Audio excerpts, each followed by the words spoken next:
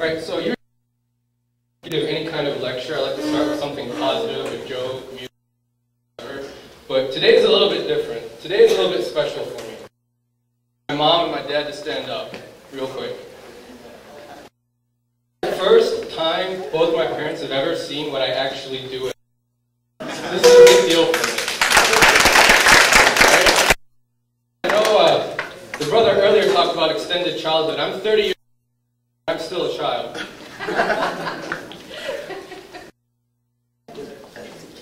For some odd reason, we like to touch our heads together. So, I have a question for everybody, and if you're a doctor, you're not allowed to answer this. Answer. Everybody else, what? It's the brain. Good. So this is the brain, right? You have your eye, ear, brain, right? The reason I want to talk about this is information. So we have 5 senses. Those are the most important, right? So you have an eye here. The light comes in, right? The signal first travels to the prefrontal 8 milliseconds to travel to the prefrontal cortex. Now, what I like that is that the prefrontal cortex does a lot of different things, but most emotions.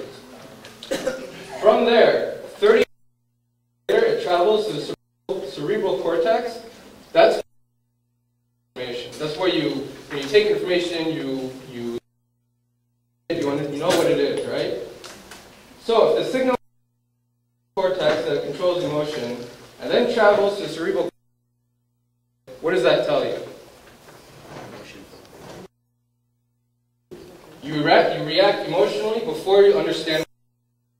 And that is really the key to my entire presentation today. I'm going to talk about.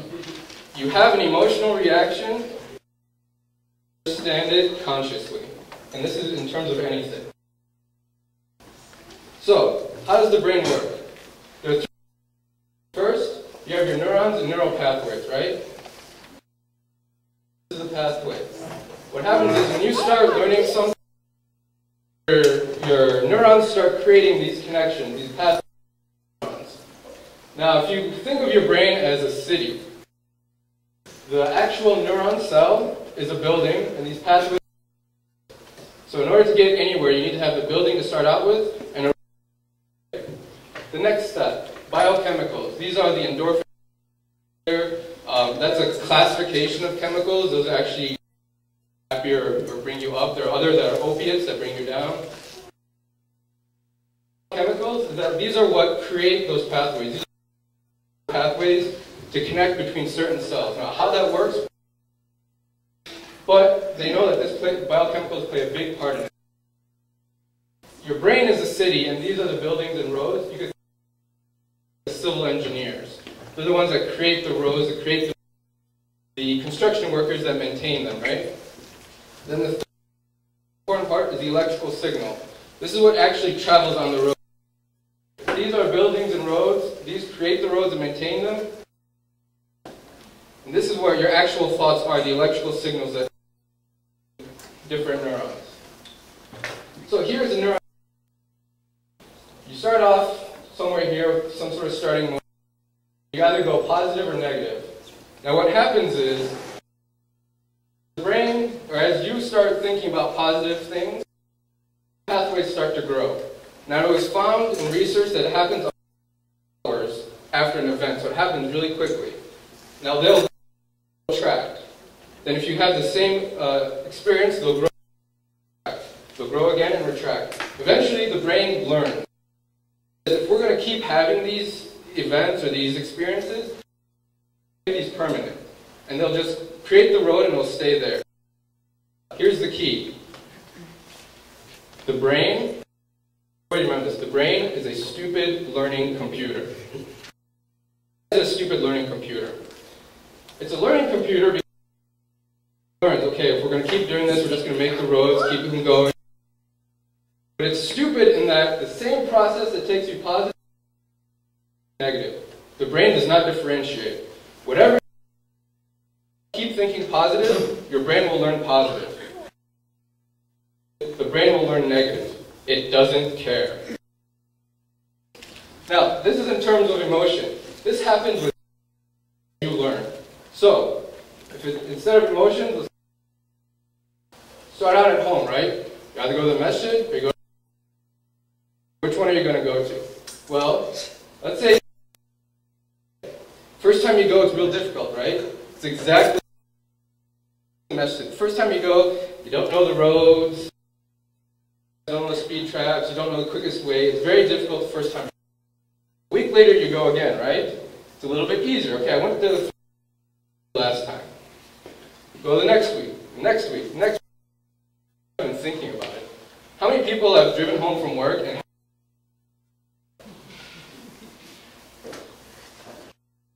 the exact same thing? Your brain has learned how to go home without you ever even thinking about it. Now, don't do that again. Right? Because your brain did not learn about red lights and cars and everything.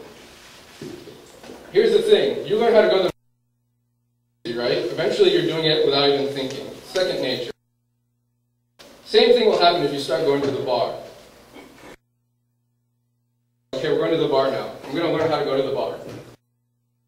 Second time. Okay, I went there one time, it's going to be a little bit easier this time. Third time, eventually, you're going to the bar without even thinking. Your brain is a computer. It doesn't know the difference. Spirals now. First of all, we're going to talk about what are they? Because the brain is a stupid learning computer, that you lead it down. So when you're thinking about something, anything positive, masjid, bar, whatever, your brain builds on itself. It's upward spiral. First it's, okay, masjid, next time it's easier. Okay, I like the messages now. Okay, there's a good level. Positive. Eventually you become to this level. Masjid is good. I love the masjid. I love going there. Positive, right?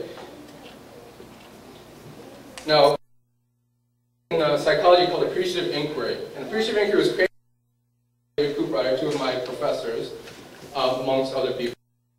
Basically, this theory says human development occurs in the directions of the. So what we use this for is actually when we go into businesses for consulting. And businesses, managers will be like, my employees are lazy. I have this problem with this machine. This isn't working. This isn't working. We go in and say, hey, what do you want to see? What do you want to see? They say, well, I want to see all this stop. No. Stop is what you don't want to see happen.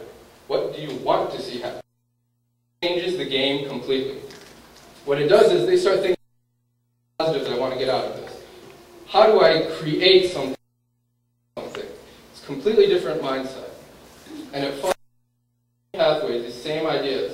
We take them from going from constantly thinking about the positive. Hadith. I found this hadith, I thought it was amazing because it fits very. This is a hadith, it's not Quran. Allah says, indeed, He presumes me to be, and I am with him when he remembers me. The span of a hand, I draw near to him the span of an arm. He draws near to me the span of an arm, I draw near to him the span of an arm. And if he takes a step toward me, I hasten.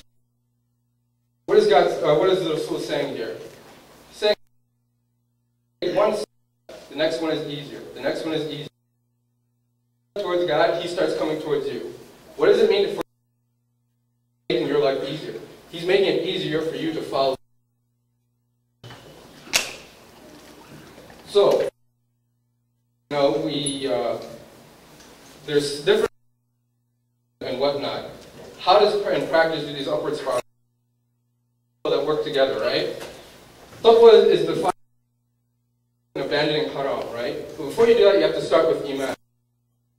What I'm doing is halal, or what I'm doing is haram. You really can't do anything, right? Okay, I believe it.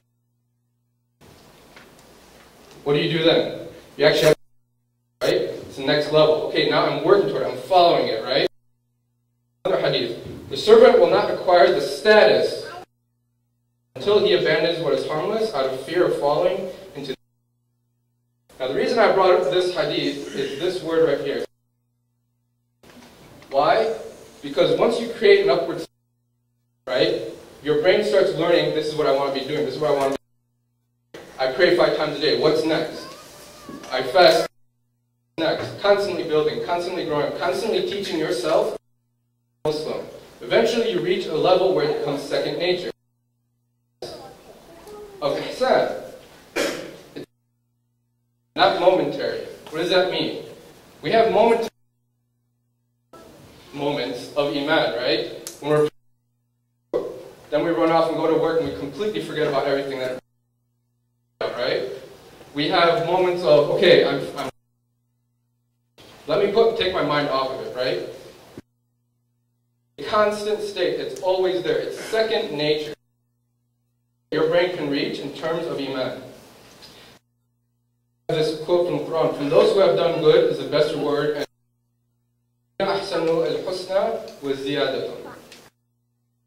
if you reach that state, you get more than what you bargained for. There's a flip side. The computer, it could go up, but it can go down. You can teach your brain to start thinking negative. Bad happened. Something bad happened. This is bad. This is bad. And just like with an upward spiral, with a spiral, there is a state which you will reach negative all the time. Your game, depression, right? Now, for the doctors, what is the average lifespan of a human? 65. That's a long time ago. What country are you talking about? In the 80, 85, we'll say 83, right?